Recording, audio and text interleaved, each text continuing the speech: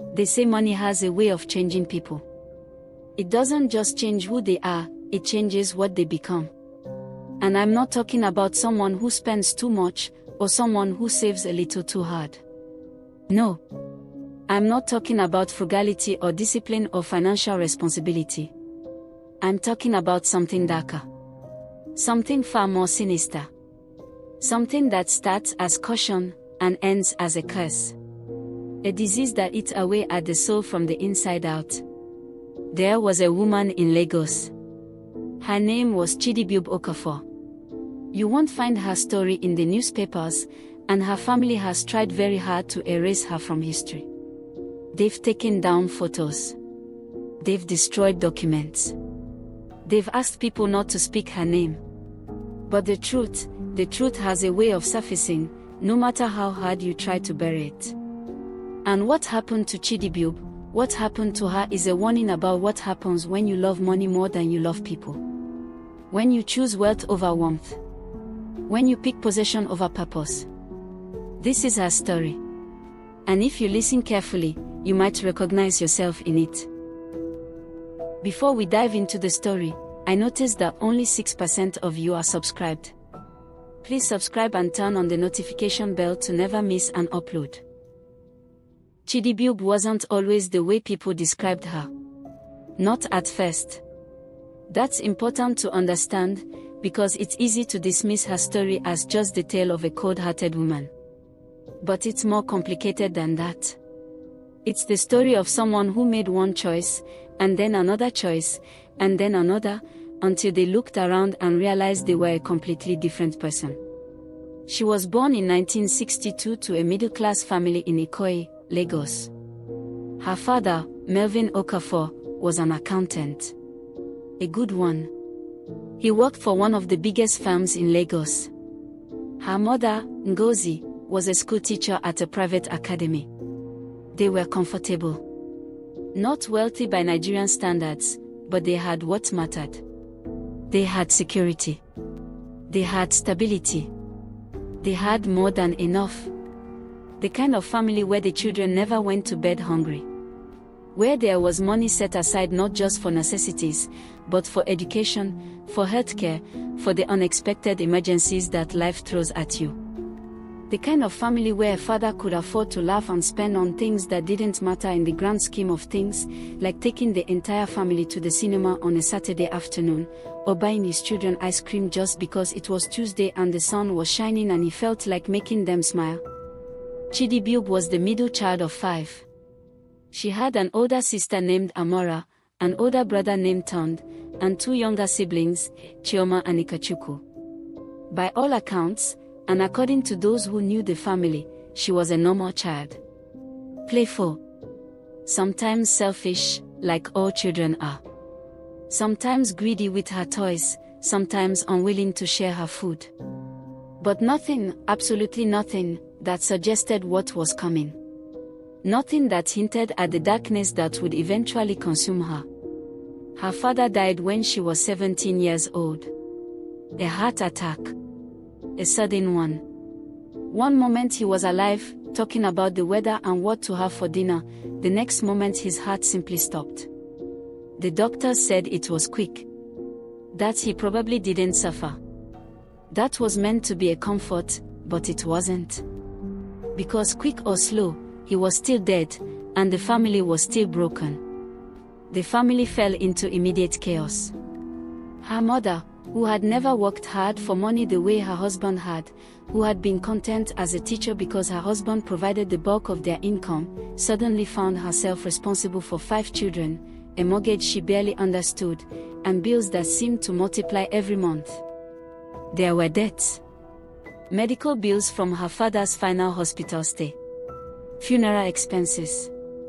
Maintenance on the house. School fees for 5 children. It was overwhelming. It was Chidibuebe who stepped up. Even at 17, while her siblings were still in the thick of grief, crying in their rooms, struggling to process the loss of their father, Chidibuebe was practical. Cold, even. She analyzed the situation. She calculated what needed to be done. And she went out and got a job. She worked as a secretary at a law firm in Victoria Island. The pay was small. Barely enough to matter. But it was something. And Chidibube was careful with it. She didn't spend money on clothes or makeup or the things her friends bought. She saved. She sacrificed. Every week, she gave money to her mother to help keep the house. She paid for her siblings' school fees.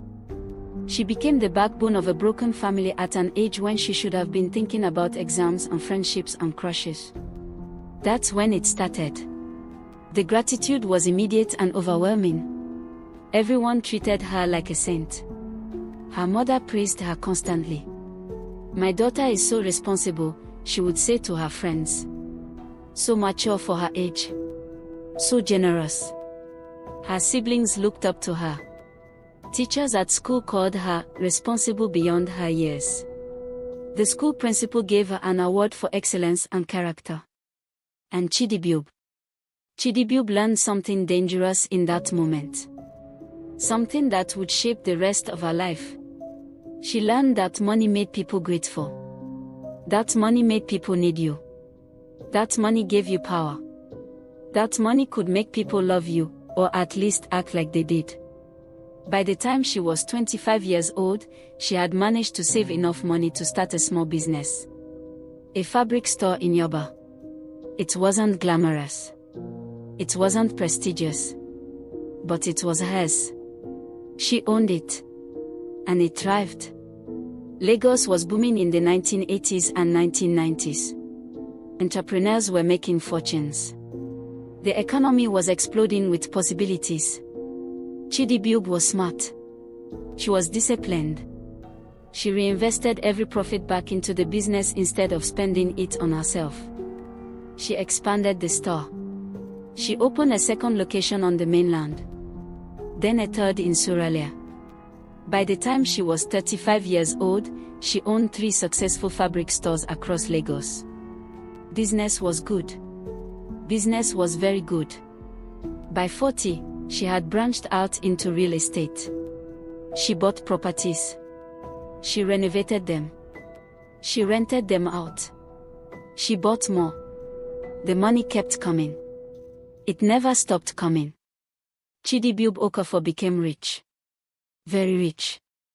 By her early 50s, she was a millionaire many times over. She had more money than most people could imagine. Enough to retire and never work another day in her life. Enough to travel the world. Enough to buy anything she wanted. Enough to be generous. Enough to be happy. But she didn't stop. And that's when people really started to see her true nature emerge. Her siblings still needed money sometimes, you see. Life happens to everyone. Amora's husband lost his job during a recession. He was struggling to find work. They had 2 children in school and bills piling up. Amora came to her sister with tears in her eyes, asking for help. Just a little help. Just enough to get them through the next few months until her husband found work. Ton wanted to start a business. He had a good idea, a solid plan, but he needed capital to get started. He came to Chidibube with his business proposal, asking if she could lend him money. He promised to pay her back with interest. Chioma needed help with her children's education. She wanted to send them to a private school, but the fees were beyond her current means. She asked if Chidibube could help, just for a few years, until the children finished their primary education. Ikechukwu wanted to get married. He had found a woman he loved, and she loved him back, but they didn't have the resources to set up a home. He asked if Chidibube could help them get started. Chidibube turned them all away. Not harshly at first. That's important. It wasn't cruel and cutting. It was measured. It was reasonable sounding. She made excuses. She said she was in the middle of reinvesting her profits into new property developments. She said that if she started giving money away now, they would never learn to be independent. She said that her money was tied up in various investments and she couldn't access it easily. She said they needed to be responsible and figure things out on their own. She said she had already done enough. "I helped you all when father died," she would say, calmly, as if it was a simple fact. "I sacrificed my youth. I worked hard so you could go to school. I paid for everything. It's your turn now. It's your responsibility to make your own way, the way I did." But the excuses were just excuses. Window dressing. A way to make herself feel justified in decisions that were, at their core, deeply unjustified. The truth was simpler and far more sinister. Chidibube had developed a kind of sickness. A psychological illness that went deeper than simple greed. She looked at money the way other people look at their children or their spouses. With love. With obsession. With a desperate, consuming need to protect it and keep it and watch it grow. She would spend hours every evening going through her accounts, checking her investments, making sure nothing had changed. She would count her money. Literally. She would take it out and count it. Her friends noticed it. They would invite her to social events and she would attend but remain distant, checking her phone constantly, worrying about her business. They would suggest she take a vacation and she would refuse, saying she couldn't be away from her interest for that long. Eventually, they stopped inviting her. She had become uncomfortable to be around. Exhausting. The fabric stores stopped being places where she took pride in her work.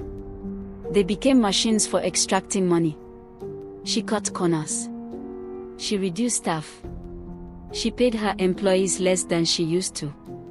She stopped investing in improvements or new stock. She just let them tick along, extracting maximum profit with minimum effort. Her family started to realize that Chidibube would never help them. Not under any circumstances. Not even in genuine emergencies. Her mother got sick in the late 1990s. Cancer. Breast cancer. It was a brutal disease, and it was expensive to treat. Private hospitals, chemotherapy, radiation, surgery, it all added up to millions of naira. Her mother needed help. She was a widow. She didn't have savings. She couldn't afford the treatment. Chidibube had enough money to cover all the medical bills.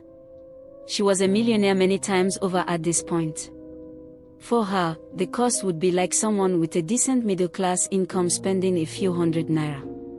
It would hurt nothing. It would change nothing about her financial situation. But when her mother asked her for help, Chidibube calculated the cost in her head and told her mother that she would have to find another way. "I have my investments to think about," she said, coldly. "I can't just spend millions on medical bills. That's not how you build wealth." Her siblings pooled their own money. They took loans. They borrowed from friends. They did everything they could to pay for their mother's treatment. It wasn't enough, but it was something. Her mother died 2 years later, in 2001. She was 58 years old. At the funeral, Chidibube's siblings barely spoke to her. They were polite, because you have to be polite at funerals, but there was no warmth. There was no affection. There was only a cold distance. But Chidibube didn't seem to notice. Or perhaps she didn't care. She was already thinking about the inheritance. Calculating how much of their parents' old property she could claim. Thinking about whether she could buy out her siblings' shares and consolidate ownership. The years turned into decades. Chidibube grew older. She was 50 now. 55. 60. She had never married. Never even seriously dated, as far as anyone knew. She had no children. Her siblings had long since stopped asking for help. They didn't call her anymore. They didn't visit. When they saw her name on a letter or an email, they felt a cold dread in their stomachs, a sense of anxiety about what problem or demand might be coming. But Chidibube didn't seem bothered by this. She was too busy making money. And making more money. and protecting the money she had made. She lived alone in a large house on Lagos Island that she had bought years earlier.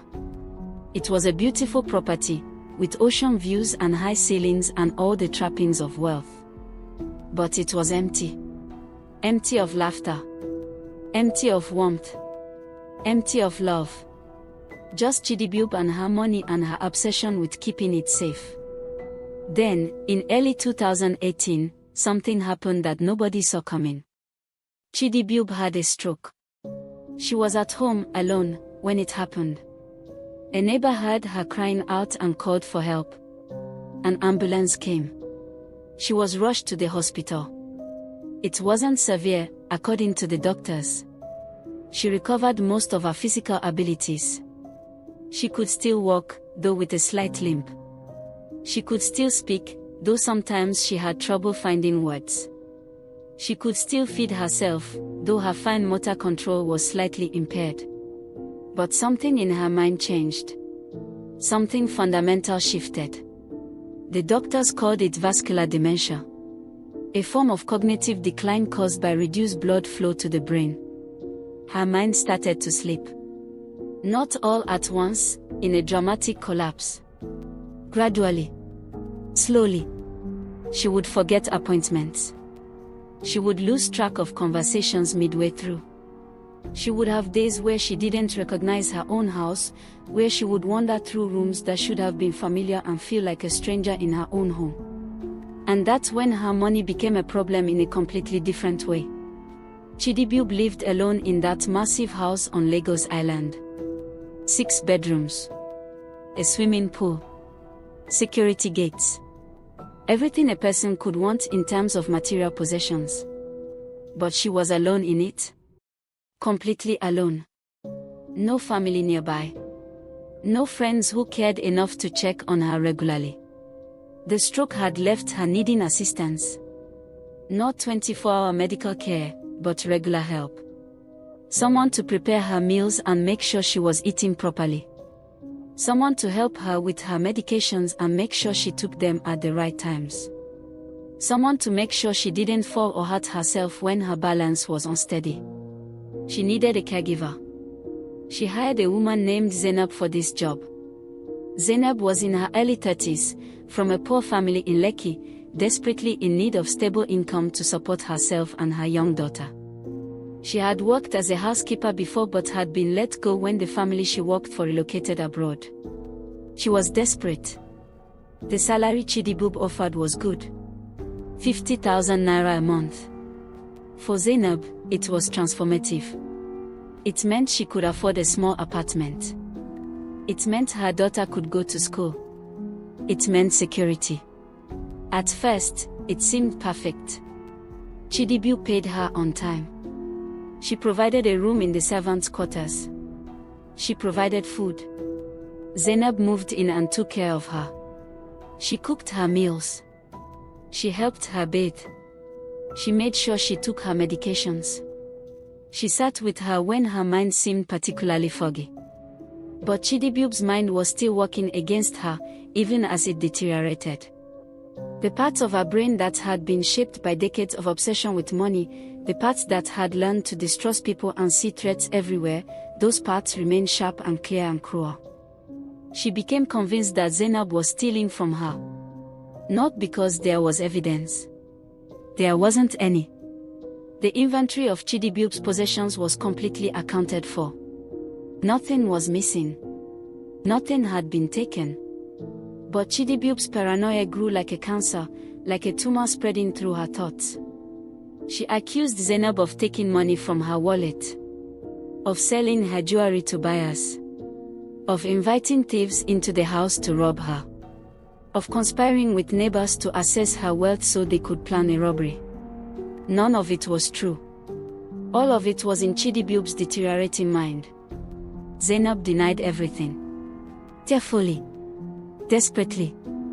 She swore on her daughter's life that she hadn't taken anything. She offered to let Chidibube search her room. She offered to have the police search her room. She pleaded for her employer to believe her. But it didn't matter. Chidibube's mind had made its decision, and no amount of evidence could change it. Chidibub cut Zainab's salary in half. Then a few months later, she cut it in half again. She made Zainab work longer hours for less pay. 12-hour days instead of 8. She gave her smaller portions of food at mealtimes, claiming she was being wasteful. She accused Zainab of adding too much seasoning to her meals. "You're trying to use up my expensive spices," she would hiss. "That's theft. You're stealing my spices." By the end of 2018, Zainab was earning barely 20,000 naira a month and working 16-hour days. Zainab could have left. She absolutely should have left. She had no legal obligation to stay. She could have walked out the door at any time and found other work. But she was desperate. She had a daughter. She had no other income source. She had nowhere else to go. She had no savings because she had been saving for her daughter's education. She was trapped. So she stayed. And Chidibub got worse. Her dementia progressed rapidly throughout 2019 and 2020. The accusations multiplied. They became more elaborate and more bizarre. She became abusive. Verbally. She would scream at Zainab for hours about theft that never happened, about money that had never gone missing. She would make Zainab stand in the kitchen and account for every single naira spent on groceries. "Why did you buy this brand of rice instead of the cheaper one?" she would demand. "You're trying to spend my money." One day in late 2020, Chidibub's nephew, Chioma's son, came to visit. His name was Adikana. He was a successful lawyer in his 40s and hadn't seen his aunt in years. He was shocked, deeply shocked, by what he found. His aunt looked gaunt. Skeletal. She had clearly lost a lot of weight. Her house, despite its opulence and expensive furnishings, smelled of neglect and something like desperation. The refrigerator was nearly empty. There was barely any food in the kitchen. And Zainab looked broken. She looked like someone who had been slowly crushed under an impossible weight. She was thin. Her eyes had no light in them. She moved slowly, as if every movement caused her pain. Adikana sat with his aunt and tried to talk to her about her situation. He offered to help arrange proper care. He suggested she move to a facility where trained professionals could help her, where she would have access to proper medical care, where she wouldn't be alone. Chidibub refused. She was terrified. Terrified of losing control of her money. Terrified of what it would cost to move to a facility. Terrified that if she admitted she needed help, people would try to take her wealth from her. She kept saying, over and over, "I'm fine. I'm fine. I don't need help. I need to stay here. I need to protect my house. I need to protect my money." Adikana tried to reason with her. He told her that money didn't matter if she was suffering. He told her that her health and safety were more important than anything else. But Chidibub couldn't hear him. She couldn't understand it. Money had become more real to her than anything else in the world. More real than her own life. More real than her own well-being. She threw Adikana out of the house. "Don't you ever come here again," she screamed at him from the doorway. "You're just like the rest of them. You want my money. You're all vultures. Get out." Adikana left, shaken and heartbroken. 3 months later, in early 2021, neighbors complained about a smell coming from Chidibub's house. It was a foul smell. The smell of decay. Of human waste. Of sickness and neglect. The police, acting on complaints, broke down the door. What they found inside was a nightmare. They found Chidibub in her bedroom. She hadn't eaten in days. Her room was a disaster. The floor was covered in filth. The walls showed signs of damage. She was severely dehydrated, confused, and covered in her own waste. She was dying. Literally dying. Her body was shutting down. Medical tests showed she had several serious infections. Urinary tract infections that had progressed to sepsis. Respiratory infections. Skin infections from lying in her own filth. Malnutrition. Dehydration. Her blood pressure was dangerously low. Her organs were beginning to fail. The doctor said if she had been found a day or two later, she would have been dead. And Zainab? Zainab was in the kitchen, sitting on the floor, staring at nothing. Just sitting there. Staring. What happened next became complicated very quickly.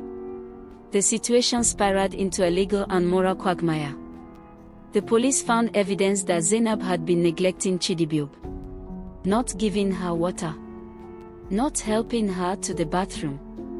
Not changing her sheets or cleaning her up. There were accusations that Zainab had been deliberately withholding food and water as punishment. There were also accusations that Zainab had stolen from Chidibiub during this time. Some of it was true. Zainab, pushed to the breaking point by months of abuse and mistreatment and impossible working conditions, had snapped. She had stolen money from the house. Not a lot. Enough to buy food for herself and her daughter. Enough to pay her daughter's school fees. Enough to try to build some kind of escape route out of this nightmare. But she had also, in her anger and desperation, withheld care from Chidibiub. She had stopped helping her. She had stopped preparing her meals. She had let her lie in her bed, unwashed and unattended, as a form of revenge for years of abuse. It wasn't right. But it was human. It was what happens when a person is pushed too far. Zainab was arrested. Chidibiub was taken to a hospital. She recovered physically over the course of several months. Her infections were treated with antibiotics. She was rehydrated. She was fed. Her body healed. She regained her strength. But her mind was almost entirely gone now. The stroke had damaged it. The dementia had ravaged it. The malnutrition and infections and near-death experience had finished the job. She didn't recognize people. She didn't remember her own name sometimes. She thought she was still a young woman working in that law firm. She thought her father was still alive. She couldn't string together a coherent sentence. The doctor said it was the combination of the stroke, the dementia, the infections, the malnutrition, and years of declining health all converging at once. Her brain had essentially shut down. The family had to make a decision. What to do with her? They applied for guardianship. Chioma, despite everything that had happened, despite the years of coldness and rejection and pain, took over her sister's care. Not out of love, Chioma hadn't forgiven her sister for abandoning their mother when she needed help. But out of obligation. Out of duty. Out of the knowledge that whatever else Chidibiub had done, she was still family. She was still blood. Chidibiub was placed in a private nursing home in Lagos. One of the best. The costs were astronomical. The best care in Lagos doesn't come cheap. Room and board alone was over 300,000 naira a month. Add in medical care, medications, physiotherapy, nutrition specialist, it was over 400,000 naira a month. And here's where the cruel irony comes in. The cosmic joke. The universe's way of laughing at human obsession. All that money Chidibiub had saved. All that wealth she had hoarded and protected and loved more than her own family. All of it went to pay for her care. Month after month. Year after year. The money that was supposed to be her security, her power, her protection, it was being consumed by the very thing she had feared most, spending it. Lots of it. Hemorrhaging it. Her bank accounts dwindled. Her real estate holdings were sold off to cover costs. The fabric stores were liquidated. The investments were cashed in. Properties that she had bought and maintained for decades, that had been the focus of her obsession, were sold to pay nursing home bills. By 2023, after just 2 years in the nursing home, Chidiebube had spent nearly 70% of her wealth. 70%. Years of accumulation. Decades of sacrifice and obsession and cruelty. All spent in 2 years on medical care. And the cruel part. The part that really drives home the tragedy. She didn't even know it was happening. Her mind was too far gone. She didn't understand where she was or why. She sat in a room that cost 300,000 naira a month, in a clean bed with clean sheets, being fed by nurses, being cared for by professionals, and she didn't know where she was. She didn't know why. She didn't know that her life's work was being consumed. She didn't know that her money was disappearing. She couldn't know. She was gone. In 2023, something strange and heartbreaking started to happen. Chidiebube began to have moments of clarity, brief windows where her mind seemed to surface from the fog, like a drowning person coming up for air before sinking back down. These moments never lasted long, maybe a few minutes. Maybe just seconds. But in those moments, she seemed to understand where she was. During one of these moments, one of the nurses documented what happened. According to the nurse's reports, during this window of clarity, Chidiebube asked about her money. "Where is my money?" she asked, her voice weak and confused. "How much do I have left?" The nurse, who had been instructed to be honest with her during these moments, told her gently that her money was being used to pay for her care. That most of it was nearly gone.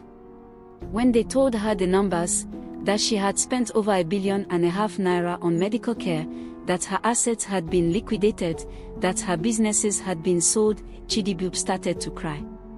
She wept like a child. Not for her family. Not for the years she had lost with them. Not for the love she had rejected. Not for the relationships she had destroyed. But for the money. She cried for her money. She cried for the wealth that was disappearing. She cried for the assets that had been sold. She cried for the investments that had been liquidated. She cried for the fabric stores that were gone. She cried for all the years of work and sacrifice that were being consumed by hospital bills. No, she kept saying, over and over. No, no, no. My money. Where is my money? I need to protect it. I need to save it. No. Within a month, those moments of clarity stopped completely. She sank back into the fog. She never surfaced again. She spent the next year in the nursing home, completely and utterly gone. Existing but not living. Breathing but not conscious. A body moving through the motions of life but with no awareness, no understanding, no connection to reality. In December 2024, Chidiebube Okafor died in her sleep. She was 62 years old.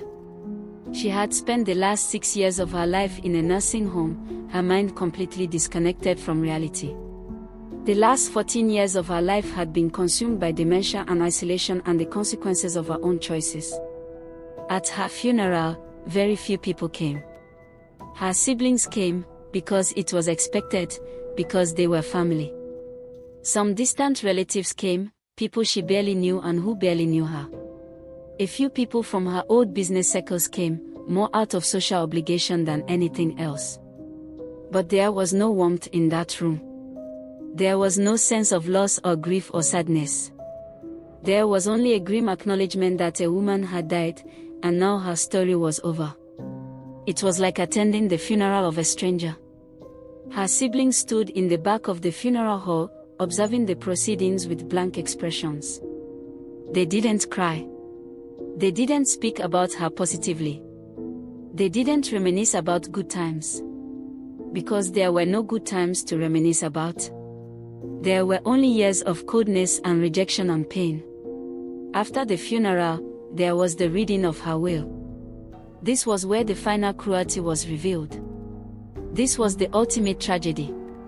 Despite everything, despite the money, despite the wealth, Despite the fortune she had accumulated over a lifetime of work, Chidibube had left very little behind. Most of her remaining assets went to pay off the debts from her medical care and nursing home bills. The debts were enormous. Millions of naira. All the money that had been spent keeping her alive for those 6 years. What little remained, after taxes and fees and various legal expenses, was split among her siblings. Amora received 12 million naira. Tond received 12 million naira. Chioma received 12 million naira. Ikechukwu received 12 million naira. 48 million naira total. For context, for perspective on how little this really is, at her peak, at the height of her wealth and success, Chidibube had been worth over 2 billion naira. 2 billion. She had lived a full adult life in pursuit of wealth. She had sacrificed relationships, family, love, kindness, and human connection. She had spent decades accumulating money. Decades. And in the end, what was left to show for it? 48 million naira divided among 4 people. Money that couldn't buy back the years. Money that couldn't bring their mother back from the dead. Money that couldn't repair what had been broken. Money that couldn't undo the pain. Each of her siblings received enough to make a difference in their lives, yes. 12 million naira is not a small amount. But it was nothing compared to what she had accumulated. It was nothing compared to the sacrifice she had demanded. It was nothing compared to the relationships she had destroyed. Amora took her 12 million naira and quietly donated it to a charity that helped cancer patients. She couldn't stomach spending it on herself. She couldn't bear to benefit from her sister's money, the money her sister had refused to spend on their mother when she was dying of cancer. Tom spent his on his children's education, desperately trying to break a cycle of financial hardship that had affected their family. Chioma used hers to establish a foundation in their mother's name, helping poor families access healthcare. It was her way of honoring their mother. It was her way of doing what Chidibube should have done. Ikechukwu alone spent his money frivolously, on cars and jewelry and things that didn't matter, things that disappeared as quickly as he spent them. But none of them ever spoke about Chidibube again. It was as if she had been erased. As if she had never existed. As if they had agreed, without ever speaking about it, that the best way to honor her memory was to forget her completely. Her name was removed from family documents.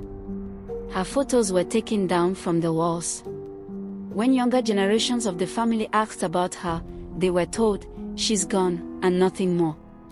About a year after Chidibube's death, in 2025, a journalist named Isioma Adeyemi became interested in her story. Isioma was a freelance journalist working on a long-form series about wealth and mental health in Nigeria. She had heard about Chidibube through a connection at the nursing home where she had spent her final years. The story intrigued her. A woman consumed by money. A mind destroyed by obsession. A life that ended in solitude and neglect. Isioma did what good journalists do. She investigated. She dug. She interviewed everyone she could find. She spoke to Chidibube's siblings. She spoke to Zainab, who had been released from prison after serving 2 years, a sentence reduced because it was revealed that she had been under severe psychological stress and had acted out of desperation and self-defense. She spoke to nurses who had cared for Chidibube in her final years. She spoke to neighbors who had lived near her. She spoke to old business associates who had known her decades earlier. She spoke to a lawyer who had handled her business affairs. She spoke to a doctor who had treated her for her dementia. What emerged from all these interviews was a portrait of a woman who had been systematically destroyed by her own greed. A portrait of someone who had made a choice, years ago, to prioritize money over everything else, and who had paid the ultimate price for that choice. One neighbor, a man named Emeka who had lived next to Chidibube for 15 years, said something that stuck with Isioma. Something profound. Something true. She had everything, Emeka said. Everything. A beautiful house. Money to do anything she wanted. The ability to help people. The ability to make a difference. But she was always afraid. Always counting. Always checking her accounts. Always suspicious. I used to see her standing at her gate, looking at people passing by, and I could see the fear in her eyes. She was afraid that someone would take it all away. But you know what? No one was trying to. She was protecting herself from ghosts. Ghosts of her own making. When Isioma published her article, it went viral. Social media exploded with shares and comments and discussions. People were fascinated and horrified by Chidibube's story. It became a cautionary tale. A warning. A lesson about the dangers of greed and obsession. But there was something else in the comments. Something that surprised Isioma and moved her deeply. People started to recognize themselves in Chidibube. Women wrote in the comments about how they had prioritized money over their children. How they had missed their kids' childhoods because they were working, always striving, always trying to accumulate more. How they had missed first days of school. How they had missed soccer games and piano recitals and school plays. How they had come home exhausted every night and had no energy left to be present with their families. They wrote about how they had turned down love because they were afraid of losing financial independence. How they had rejected relationships that could have been beautiful because they were terrified of being vulnerable, of being dependent on another person, of losing control. How they had become cold and suspicious and alone, just like Chidibube. Men wrote about how they had missed their family's important moments in pursuit of wealth. How they didn't know their own children. How their kids grew up feeling like they had distant fathers who were physically present but emotionally absent. How they had told themselves they were working hard for their families, building security for their families, but really they were just running from connection. How they had no friends because they were always working. How they didn't know how to relax or have fun or just be. How they were enslaved to their own obsession with accumulation. Therapists and psychologists started to weigh in on the article. They discussed the psychology of hoarding. They talked about how trauma can lead to obsession with security and money. They discussed the disease of greed and how it operates in the human mind. Religious leaders commented about the spiritual emptiness that comes from valuing possessions over people. It became clear that Chidibube's story wasn't unique. It was extreme, yes. It was a dramatic example of what happens when obsession goes unchecked. But the disease she suffered from, the obsession with money at the expense of everything else, was widespread. It was everywhere. It was affecting thousands of people in Nigeria and millions more around the world. So here's what I want you to understand. Here's the lesson that Chidibube's life teaches us. This is the thing you need to take away from this story when you finish listening. Money is a tool. That's all it is. It's not a destination. It's not a purpose. It's not the measure of a human life. It's a tool. A means to an end. The end should be happiness, connection, love, security, peace, family. But when money becomes your God, when it becomes the thing you worship and protect and sacrifice everything for, it will eventually consume you. Not quickly. That would be merciful. Slowly. Gradually. So gradually that you don't notice it happening until you look around one day and realize you're completely alone. Chidibube had enough money to retire when she was 40 years old. She had more than enough. She had enough to travel the world. She had enough to help her family. She had enough to be happy. More than enough. But she chose not to stop. She chose to keep accumulating. She chose to keep working. She chose to love the money more than the people in her life.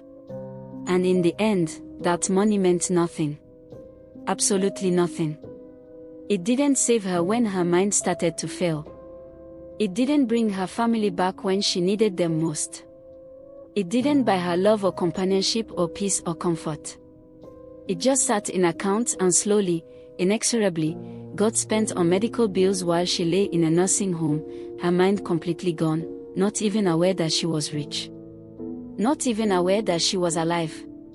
There's a Nigerian proverb that says, "The lizard that jumped from the high Iroko tree to the ground said he would praise himself if no one else did." It's about how sometimes we get so consumed with our own achievements and our own success that we forget what truly matters. We forget the people. We forget love. We forget connection. We forget that we're not alone on this earth. Chidi Bube was that lizard. She jumped and jumped and jumped, accumulating and hoarding and protecting, consumed by her obsession, and by the time she reached the ground, there was no one there to catch her. There was no one there at all. Her siblings didn't cry at her funeral. Not real tears of grief. The nurses who cared for her didn't mourn her or speak fondly of her. Her neighbors didn't remember her with warmth or affection. She left behind no legacy of kindness. No children to carry her name forward. No friends to share memories with. No love. No connection. No impact. Just money. And then, eventually, not even that. Think about what happens when you die. You can't take money with you. Not a single naira. You can't take your house. You can't take your cars. You can't take your jewelry or your investments or your business interest. None of it goes with you. It all stays behind. But you know what does go with you? What follows you into eternity? What people remember about you? The kindness you showed. The love you gave. The people you helped. The difference you made in someone's life. The memories you created with your family. The time you spent with people who mattered. That's what lasts. That's what's real.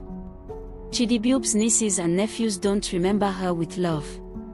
They remember her with coldness and pain. When they think of her, they don't think about her success or her wealth. They think about the time she rejected their mother when she was dying and needed help. That's her legacy. That's what she's remembered for. Is that what you want to be remembered for? Is that how you want your family to think about you after you're gone? Because I tell you something that I've learned from studying people and stories and human nature, you cannot serve two masters. You cannot love money and love people with equal intensity. One will always consume the other. You have to make a choice.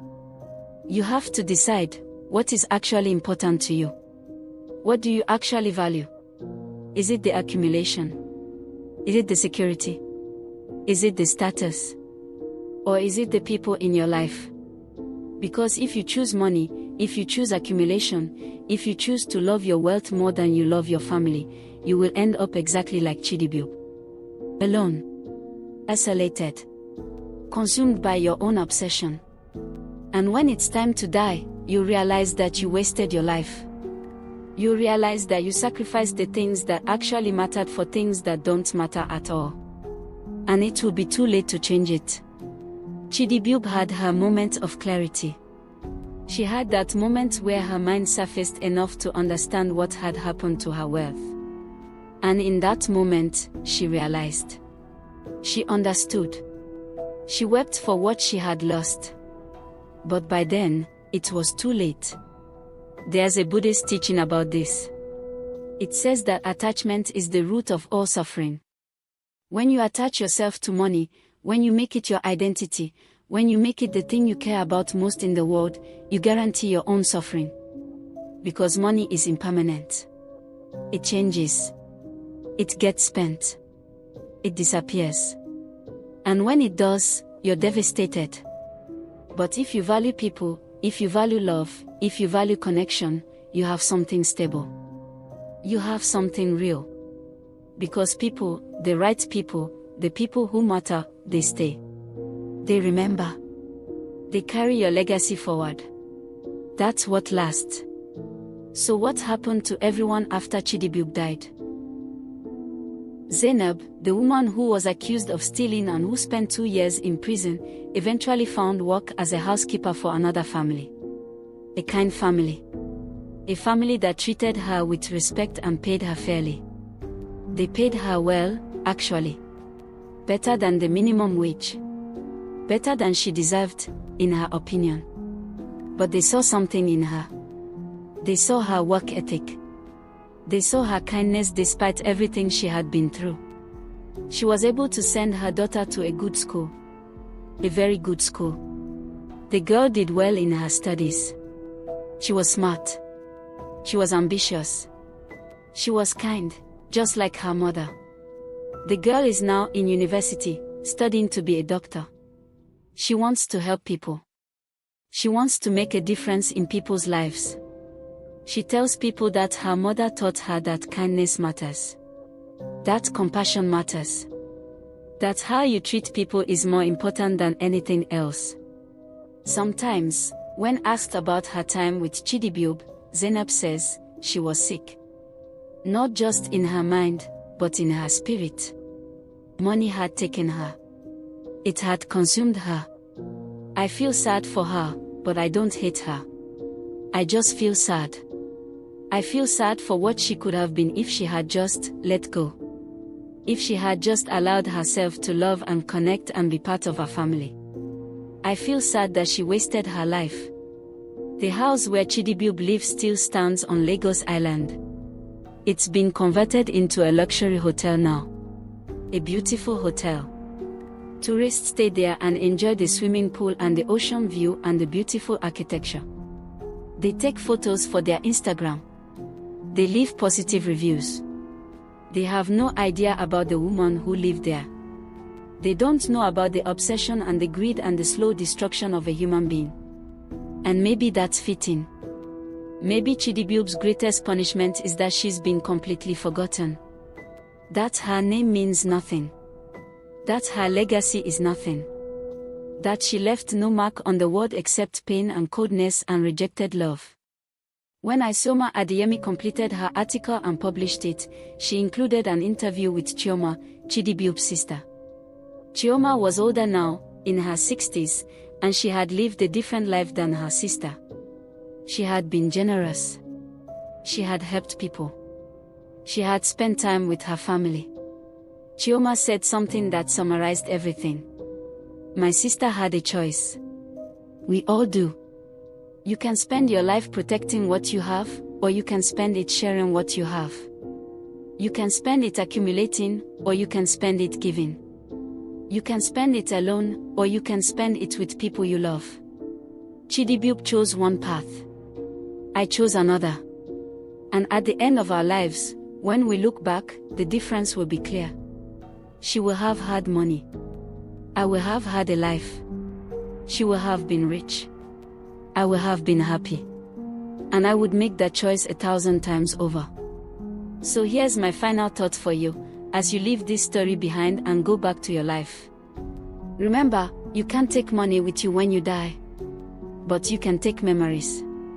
You can take love. You can take the knowledge that you matter to someone. That you made a difference. That you lived a life worth living. Chidibiob Okafor had money. She had so much money. More money than most people will ever see in their entire lives. She had security. She had comfort.